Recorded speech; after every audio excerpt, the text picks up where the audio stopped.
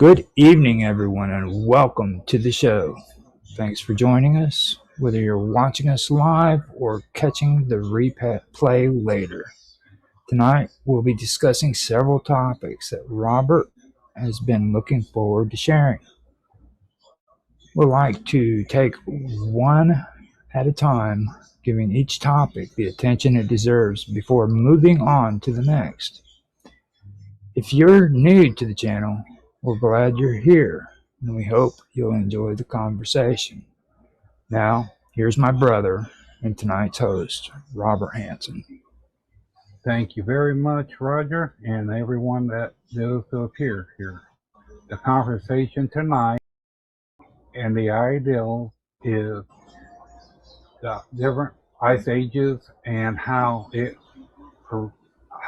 affected plants, different plants from different time periods, and photosynthesis on how through the snow, how far could photosynthesis still keeps the plant going, and um, the plant's heart, like how long does a plant survive in the cold, freezing? And if it's with the root system, the heart, does the heart survive in the cold? And like mushroom, how does mushrooms operate in the cold? Okay, and let's begin. Okay, so you want me to read the topic that you had me pull up and everything? Yes. Okay, so I just went ahead and called this extremely cold weather. And here's the notes that I pulled up.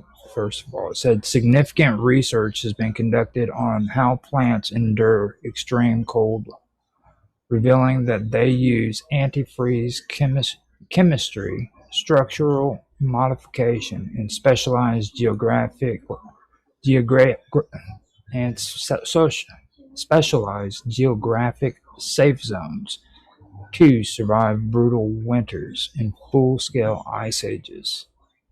Just as plants do not possess moving organs, the the fet that no that just as plants do not possess moving organs that fail under radiation, they also lack a warm-blooded circulatory system that freezes, allowing them to adapt to sub-zero temperatures using entirely different biological mechanics. Now, the first part is how modern plants survive extreme cold. That's lab and field research. So, laboratory experiments on cold tolerant models like Arabidopsis thaliana, the antifreeze dehydration strategy. No, thaliana, which is Thalcress, have identified the exact genetic and biochemical switches triggered by extreme drop-offs in temperature.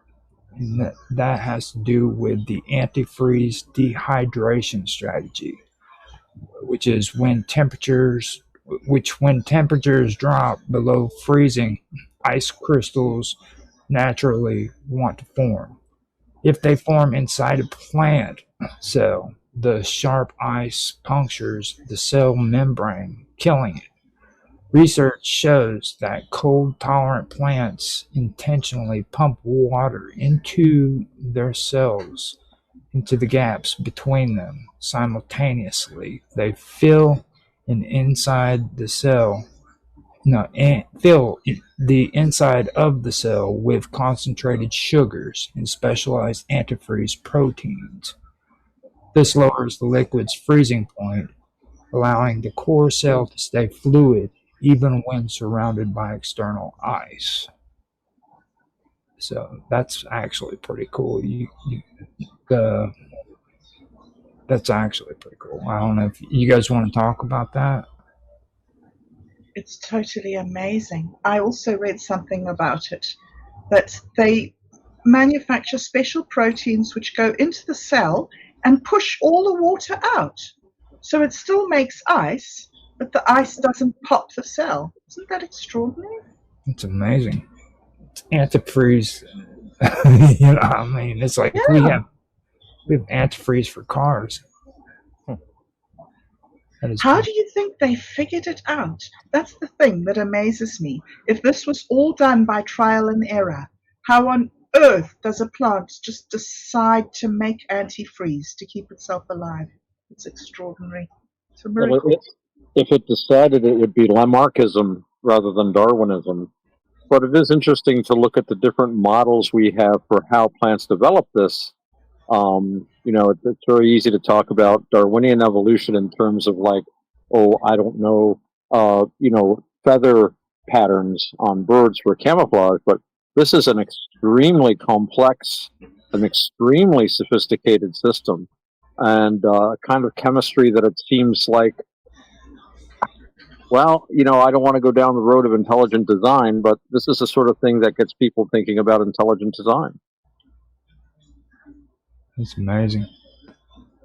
They have this part right here. It's called exaptation from drought and salt stress, where it says a study by the Center for or, or, or,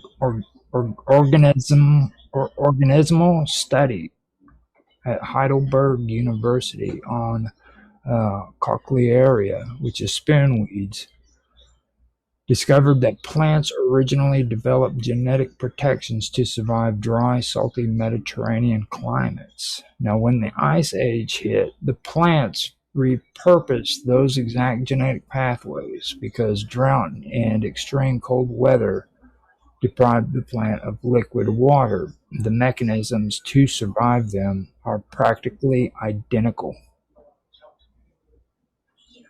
That's insane. So they used the same method not only for extremely cold weather, but for drought as well. Very, Interesting. very interesting. So was this something that developed during an ice age? Or has this been there since the beginning? Do you know? I can do a quick check. That's my job. I would imagine it evolved over millions of years. I mean, Well, we've had what 5 it's been estimated we've had 5 ice ages. But I think it is true though that there are things, that your genetics express themselves physically in ways that don't always seem obviously useful, and yet you can run into a situation like this almost like there was planning, because unless some of the plants could survive these new conditions, and some of the plants were already had the capability to do this, they could not pass this down to their descendants. If none of them were able to adapt to this, they just all have been wiped out in that area. They would have gone extinct in that climate zone. So if they were able to change the way they handled the drought conditions and stuff, I'm not a biologist, but my first thought is that some of them must have already been able to do that, or they wouldn't have survived to pass those characteristics down. And I think part of it is sometimes we have genes that seem to do things that don't make any sense until the environment changes and suddenly you need that. So I guess I'm moving towards intelligent design again. Sorry. And I'm just thinking that some plants will end, will die out, and plants from warmer areas would, as long as it's land-based, then would move in. Right. They'll fill up the vacuum test court. Yeah, but wouldn't it? I was wondering, like with the plants from one ice age, where the plant, what you call it, change, the structure of the plant would change with the climate and as well too. But still Well, keep yeah, going back to my previous point about life life doesn't stop once it evolves into a certain being. It keeps on evolving. Now I did finally pull up the information Bob Dub was asking, and I can read it to you guys if you want to, because it actually fits into what you guys are saying. You want me Yes, to? please. Yes, please. Okay, so it says plants pre-adapted or co-opted existing molecular signaling networks. Originally, it evolved in freshwater streptophyte algae to manage fluctuation nutrients or osmotic shifts as expectations when they moved to land 450 to 470 million years ago during the Ordovician period. So, Yeah. Yeah. so the evolution timeline of stress exaptation is pre-adaptive in algae that was 600 to 500 million years ago. Ancestral freshwater green algae developed basic osmotic and hormonal, such as early abscisic acid-like signaling pathways to handle fluctuation ion concentrations in periodic drying in shallow or algotrophic ponds. Algotrophic. Now, the land transition happened 470 to 450 million years ago, and that says that as primitive embryophytes like liverwort or like liverwort-like ancestors established themselves on land during the Middle Ordovician. They co-opted these ancestral aquatic stress pathways. Now, expansion of desiccation and salinity. Features built from low nutrients or fluctuating aquatic conditions were exapted into robust defense systems against atmospheric drought and hyper osmotic soil or coastal salinity stress. So, and then they had. I'm not sure about your time period because the Sigonian Ice Age, the second, as far as we know, the second major ice age was 722 635 million years ago.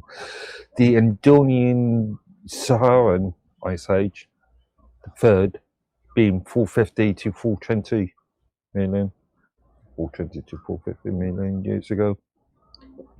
So you're talking around that third ice age. Well, they're talking about early Devonian fossil records here too, and Okay. We are using two different measurements. like scales. the fossil variations most likely has to do with how long like the fossils will remain, because I doubt any kind of plant fossils will be available all the way back. You know what I mean? Like they might be able to come up with them, but I doubt they have the technology to do that. Because I mean, even with archaeology, we can only go back on our archaeology findings like 10,000 years, I believe.